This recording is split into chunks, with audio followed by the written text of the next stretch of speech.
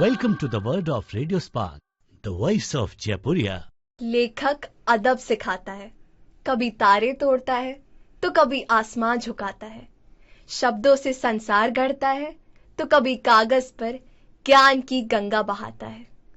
Hello everyone, I am RJ Rida And I, RJ Ridhima, and we delightfully welcome you to another fresh and new episode of Radio Spark, the voice of Jaipuria. Rida, is there something special? आज तुम्हारा अंदाज कुछ खास है. Yes, Ridhima, you are right. आज हमारे studio में doctor Anita Mehta जी पधारी हैं. मैम मेहता संगीत के क्षेत्र में एक प्रसिद्ध हस्ताक्षर हैं. उन्हें महाराष्ट्र अकेडमी द्वारा स्वर साधना एवं इंदौर अकेडमी द्वारा श्री कृष्ण कला साहित्य पुरस्कार से सम्मानित किया गया है. मैम मेहता सेठ आनंदराम जयपुरिया स्कूल कानपुर की सेवानिवृत्त अध्यापिका हैं और अब तो एक कुशल लेखिका के रूप में भी जानी जाती हैं. और विशेष बात यह है कि मैम मेहता की पुस्तक राग, सौंदर्य और रस प्रकाशित हुई है, जिसमें शास्त्रीय संगीत के विभिन्न पक्षों का उल्लेख है. मैम, आपका अनुभवी व्यक्तित्व ही आपका समग्र परिचय है. ये हमारा सौभाग्य है कि हमें आज आपसे बातचीत करने का मौका मिला. मुझे भी बहुत अच्छा लग रहा है. Ridhima and Rida, thank you so much. Ma'am, मेरी पहली जिज्ञासा ये है कि किसी भी कार्य को करने के पीछे एक प्रेरक शक्ति होती है. बिल्कुल ठीक तो है. इस पुस्तक को लिखने के पीछे आपकी प्रेरणा क्या थी? तुमने बहुत अच्छा क्वेश्चन पूछा है. तो मैं ये बताने का प्रयास करती हूँ कि किसी भी सब्जेक्ट के पीछे एक प्रेरक शक्ति, बिल्कुल ठीक कहा है. तो मेरा एक सांगीतिक वातावरण. मेरे फादर बहुत अच्छे फ्लूट बजाते थे और मेरी मदर हारमोनियम में भजन गाती थी. तो वो सब मुझे मिला हेरिडिटी में और आज वो गुण हम में आए. मेरे बड़े ब्रदर अशोक गोयल जी भी, जो यूएस में रिदम ग्रुप से जुड़ के आज 9000 लोगों से जुड़ के और उन्होंने एक ग्रुप बनाया है और गा रहे हैं. मेरी सिस्टर भी गा रही हैं और छोटा वाला ब्रदर भी. फादर का ही हेरिडिटी उसमें आया है और वो भी माउथ ऑर्गन, फ्लूट दोनों ही बजा रहे हैं. तो मुझे एक सांगीतिक वातावरण के रूप में तो मिला ही, साथ में मेरे गुरुजनों का आशीर्वाद भी मुझे मिला. डॉक्टर लीलावती अडसुले जी और पंडित सतीश श्रीवास्तव जी, जो आज इस दुनिया में नहीं है, लेकिन वो मुझसे अक्सर जब भी मुलाकात होती थी तो कहते थे, बेटा कुछ ना कुछ नया सृजन होना चाहिए. और ये सब मेरे दिमाग में थी. और जब भी कार्यक्रम के दौरान मैं जाती थी तो सहस्त्रों श्रोताओं को एक साथ जब मैं रसमग्न होते हुए देखती थी तो मुझे लगता था कि राग में ऐसा क्या सौंदर्य है जिससे कि श्रोतागण डूब जाते हैं, रसमग्न होते हैं और आनंद ही आनंद की प्राप्ति होती है. ये सब सोच के मैंने अपनी पुस्तक का राग, सौंदर्य और रस लिया. मैं आपके सामने शेयर करना चाहूंगी कि मेरी पुस्तक, जिसको मैंने आप ही के विद्यालय में दी ताकि बच्चे, आप लोगों को भी इस पुस्तक के बारे में मालूम चले. इसमें थ्योरी का भी आप पढ़ें. प्रैक्टिकल तो मैंने आपको सिखाया ही है, लेकिन साथ साथ थ्योरी के बारे में भी मालूम चलना चाहिए. थैंक यू मैम, इससे हमें भी काफी प्रेरणा मिली है. मैम, मेरा सवाल ये है कि एक स्टूडेंट के समग्र विकास में म्यूजिक कहाँ तक सहायक है?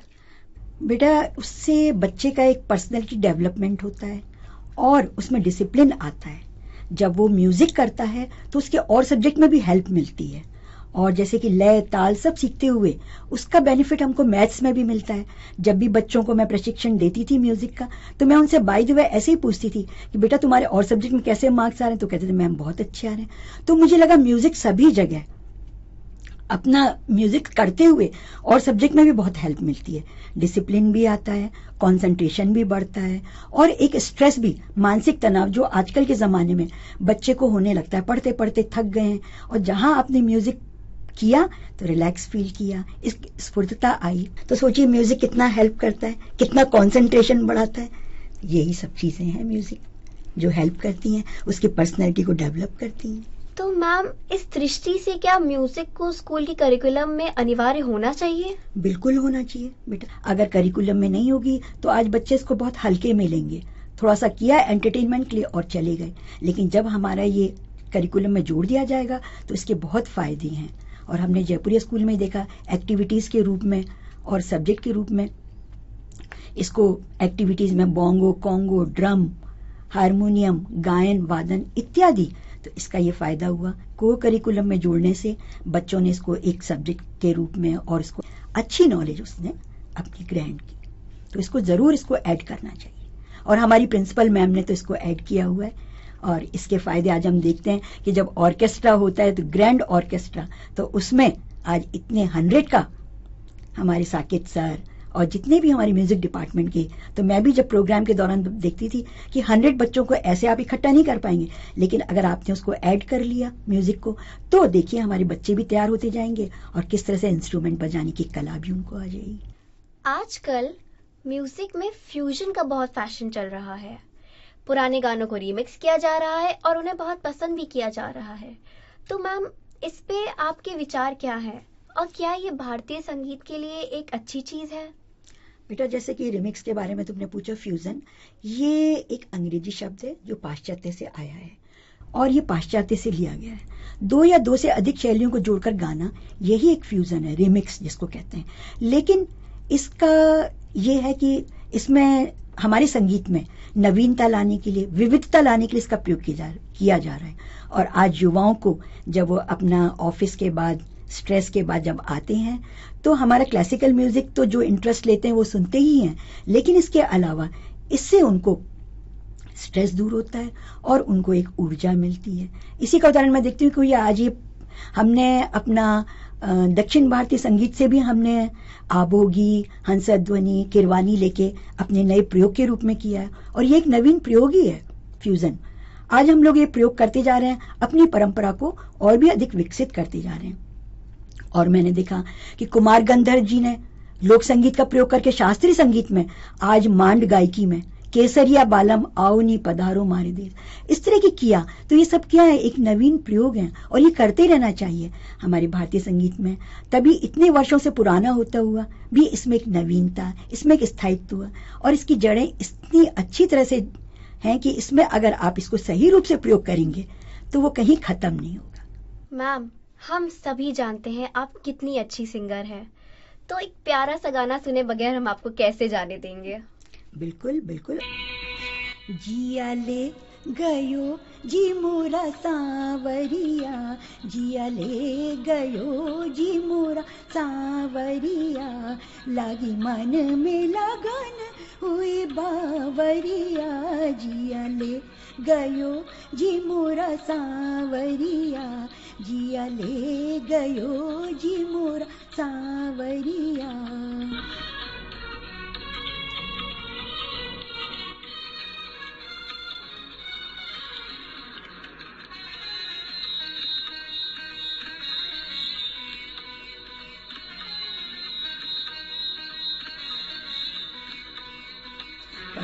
रे रे रे मा मा मा ध प म प रे, नी रे रे रे मा मा मा ध ध ध स नि ध नि प।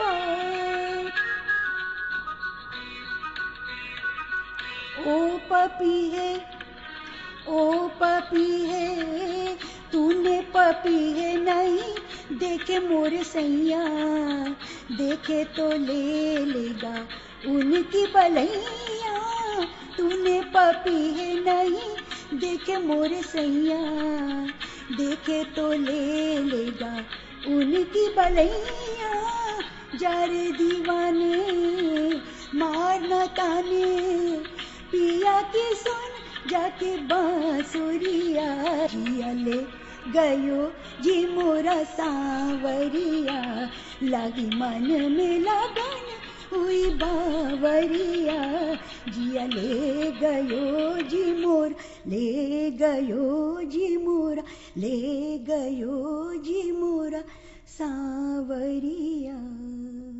थैंक यू मैम, आज आपसे इतनी बातें करके हमको बहुत अच्छा लगा और हमने भी बहुत कुछ सीखा। Well, with that we come to the end of today's program, लेकिन इस वादे के साथ कि फिर मिलेंगे। Thank you.